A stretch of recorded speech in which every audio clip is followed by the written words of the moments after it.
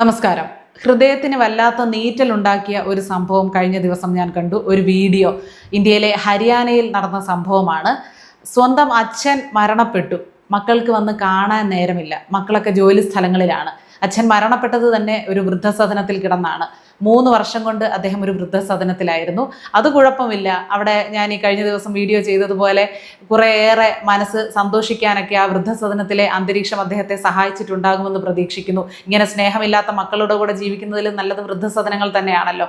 അദ്ദേഹത്തിൻ്റെ ചിത കത്തി എരിയുകയാണ്. അപ്പോൾ മക്കൾ വീഡിയോ കോൾ ചെയ്ത്, അത് ചെയ്യുന്ന ആളുകളുടെ ഫോണിലേക്ക് വീഡിയോ കോൾ ചെയ്ത് അവിടെ ഇരുന്ന് കാണുകയാണ്. നേരിട്ടൊന്ന് വന്ന് കർമ്മങ്ങൾ ചെയ്യാനോ അവസാനമായിട്ട് ആ ചിതയ്ക്കൊന്ന് തീ കൊളുത്താനോ അരികിൽ വന്നൊന്ന് നിന്ന് വിതുമ്പാനോ പോലും അവർ തയ്യാറായില്ല. അവർ ആ വീഡിയോ കോളിലൂടെ ഒരു വികാരവും മുഖത്തില്ല, ഒരു വിഷമവും മുഖത്തില്ല. എന്തോ വളരെ ഒരു ഫോർമാലിറ്റിയുടെ പേരിലിരുന്ന് കാണേണ്ടതല്ലേ എന്ന് കരുതി കാണുന്നത് പോലെ. അതിനിടയ്ക്ക് അവർ ചോദിക്കുകയാണ്, എത്ര സമയം ഉണ്ടാകും, ഇതൊരുപാട് സമയം എടുക്കുമോ, ഉടനെ തീരുമോ എന്നൊക്കെയാണ് ഇവർ ചോദിച്ചുകൊണ്ടിരിക്കുന്നത്. അത്ഭുതം തോന്നി. ഒപ്പം ഞാൻ ഈ ആദ്യം പറഞ്ഞതുപോലെ ഹൃദയത്തിലൊരു നീറ്റലും. എത്രത്തോളം വിള്ളലുകളാണ് ബന്ധങ്ങളിൽ ഉണ്ടാകുന്നത്, എത്ര അകലത്തിലാണ് മനുഷ്യ ബന്ധങ്ങൾ കിടക്കുന്നത് എന്നതിനൊരു ഉദാഹരണമാണിത്. പ്രത്യേകിച്ച് സ്വന്തം അച്ഛനമ്മമാരുടെ അടുത്ത് ഇത് കാണിക്കണമെങ്കിൽ നമ്മൾ എത്ര സ്വാർത്ഥത നിറഞ്ഞ ലോകത്താണ് ജീവിക്കുന്നത്.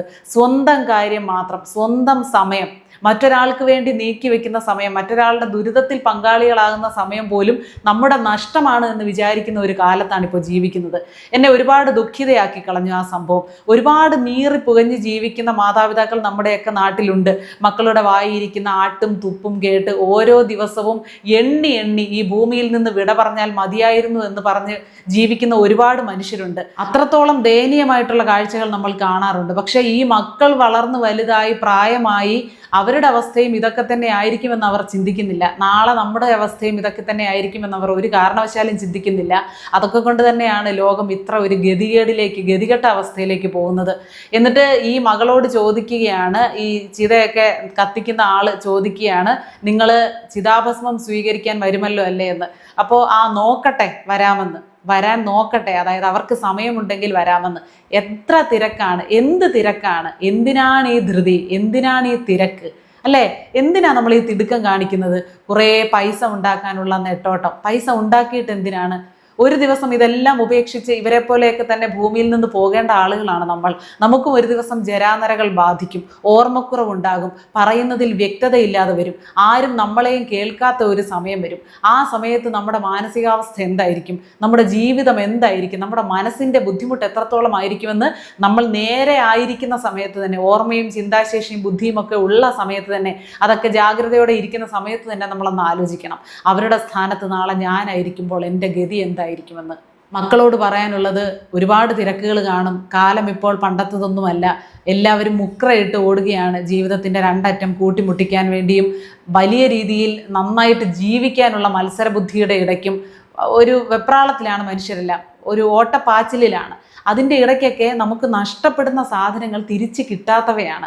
പൈസ നമ്മുടെ 1000 രൂപ കളഞ്ഞു പോയാൽ നമുക്ക് നാളെ അധ്വാനിച്ചത് ഉണ്ടാക്കാം. പക്ഷേ നമ്മുടെ മാതാപിതാക്കൾ മരണപ്പെട്ടു പോയാൽ പിന്നീട് ഓർത്തോർത്ത് നമ്മൾ നീറുമെന്നല്ലാതെ അവരെ തിരിച്ചൊന്ന് കിട്ടില്ല, തിരിച്ചൊന്ന് കാണാൻ കിട്ടില്ല.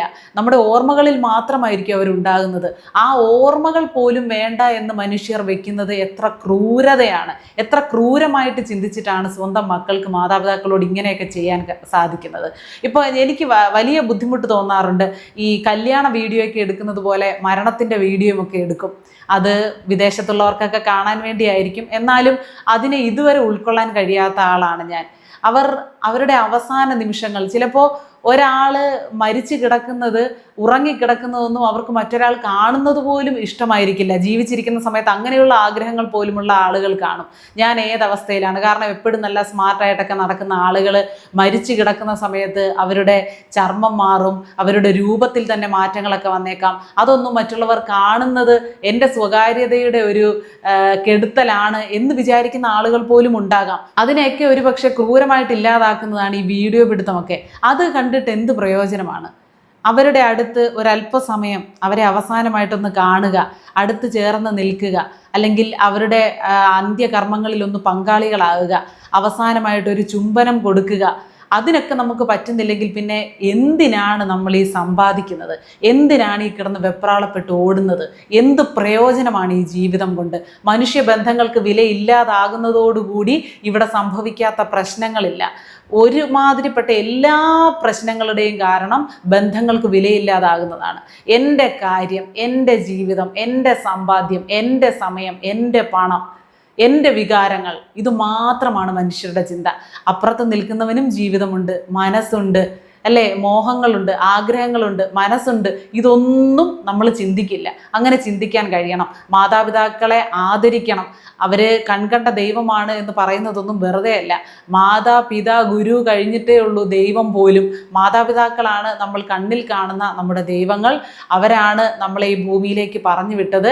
അവരുടെ അവസാന നിമിഷങ്ങളിലെങ്കിലും അവരുടെ കൂടെ ഉണ്ടായിരിക്കുക എന്നുള്ളത് നമ്മൾ കാണിക്കേണ്ട ഏറ്റവും കുറഞ്ഞ കടപ്പാടാണ് അവരോട് കാണിക്കേണ്ട. കാരണം അവരുടെ അവസാന സമയത്തൊക്കെ മക്കൾ അടുത്തുണ്ടായിരുന്നെങ്കിൽ എന്നൊക്കെ എന്തുമാത്രം ആഗ്രഹിക്കുമായിരിക്കും. നമ്മളൊക്കെ കുഞ്ഞായിരുന്നപ്പോൾ പിച്ച വെച്ച് നടക്കുന്ന സമയത്ത് അവരുടെ കൈപിടിച്ചല്ലേ നടന്നത്, അവരുടെ തോളിൽ കിടന്നല്ലേ ഉറങ്ങിയത്, അവരല്ലേ നമ്മളെ ഊട്ടിയത്, അവരല്ലേ നമ്മളെ ഉടുപ്പിച്ചത്. ഇതൊക്കെ എന്തുകൊണ്ട് മക്കൾ മറന്നു പോകുന്നു? നമ്മൾ എത്രത്തോളം വലുതായാലും എത്ര ഉയരങ്ങൾ കീഴടക്കിയാലും ഈ ബൈബിളിൽ പറയുന്നത് പോലെ ലോകം മുഴുവൻ കീഴടക്കിയാലും ആത്മാവിനെ നഷ്ടപ്പെടുത്തിയിട്ട് എന്ത് കാര്യമെന്ന് ചോദിച്ചതുപോലെ സ്വന്തം മാതാപിതാക്കൾക്കൊപ്പം ഇടയ്ക്കെങ്കിലും അല്പസമയം നല്ലതുപോലെ ചിലവഴിക്കാൻ സാധിക്കുന്നില്ലെങ്കിൽ നമ്മുടെ ജീവിതം കൊണ്ട് ഒരു പ്രയോജനവുമില്ല. ഈ ജീവിതം മുന്നോട്ട് ജീവിക്കാതിരിക്കുന്നതാണ് നല്ലത്. ഇതിനേക്കാൾ ഭേദം മരണമാണെന്ന് അങ്ങനെയുള്ള മക്കൾ തിരിച്ചറിഞ്ഞോളൂ.